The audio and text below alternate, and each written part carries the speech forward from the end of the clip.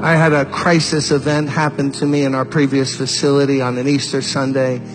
When I preached for the third time that day, was bone tired. Bone tired. Poured out myself. The singers, choir had done a cantata, and people had come to Christ. And I prayed, and I got through with the meeting. The other building had a platform with no steps. So it was my habit to just sit like this and let my feet dangle down on the edge of the platform. And I was like, right, it's just about this same angle with the middle aisle. And I'm just saying, so tired. I remember taking my knot on my tie and loosening it and saying, you know what, I'm just going to chill. And Carol was playing just like Jamal's playing now, exactly. People praying, workers, deacons helping. And I was tired. I want to go home. Hadn't eaten all day. And then I look, and around the 1, 2, 3, 4, 5th row, there's a guy in the aisle around level with the 5th row. He had a cap, filthy cap, but he had it in his hand. And he was staring at me and looking at me. And I could tell by his eyes, like he wanted to know, could he come up here and talk to me? And I just looked at him a little closer.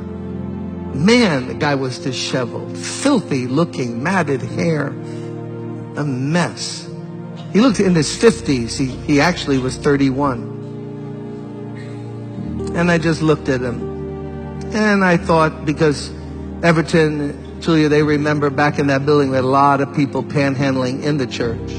They would come in and ask for money, and we had procedures of what to do when people ask for money. So we don't want to build their habit and hand them money. They'll just go out and drink it. And I thought to myself, what a bummer, because I'm going to have to give money. I'm not even going to go through the procedures. I'm going to just give this guy some money. I had no wallet then. I had a money clip. So I waved him up, and he came. So I'm here. He got to about 5, 6 feet away from me. Whoa! Whoa, whoa, whoa, whoa, whoa, whoa. Smell? No, a smell? You think you smell something?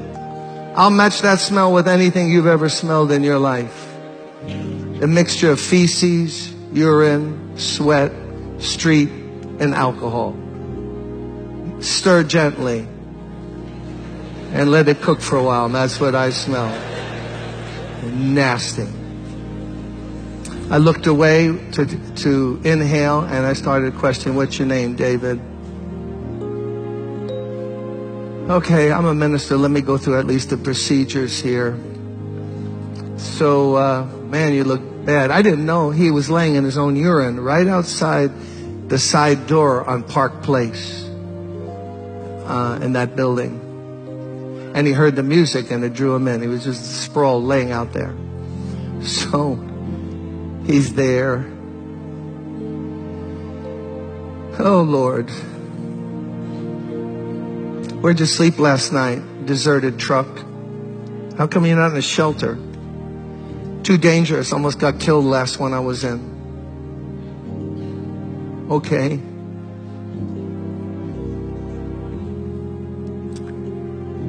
Man, this guy smells bad. Missing 1 or 2 teeth. At least one right in the front. Let me give him $5, something.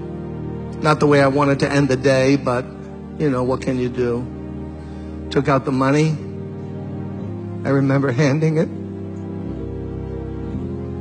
Pushed it down. He said, I don't want your money. I want this Jesus you were talking about.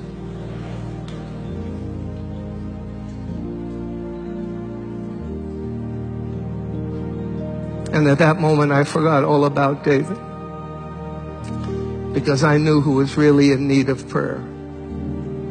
It was Jim Cymbala. It wasn't David.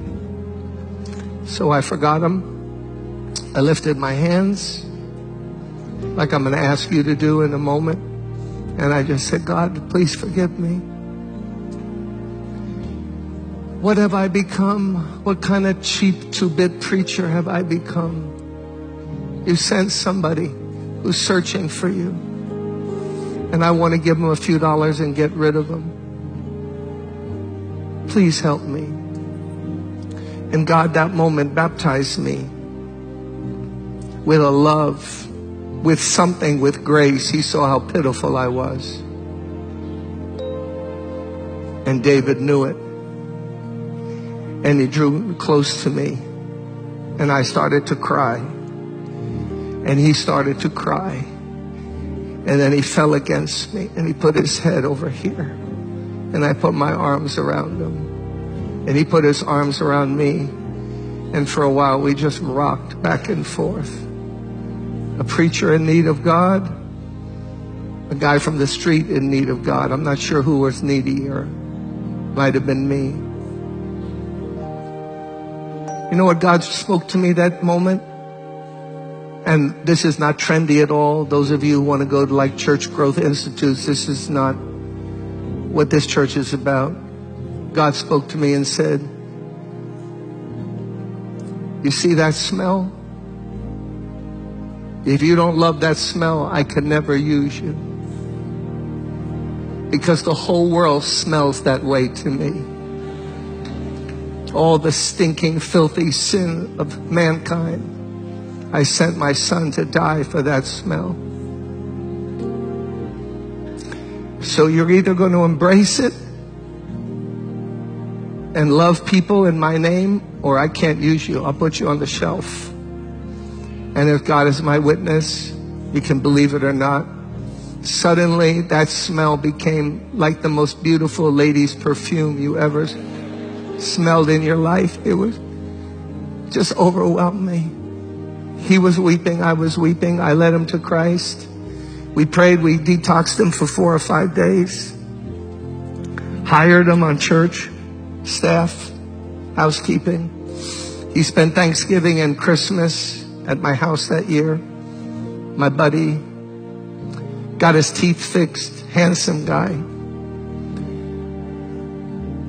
For that Christmas, all he had, he gave me a handkerchief. He wrapped it up in wrapping paper, gave me a white handkerchief.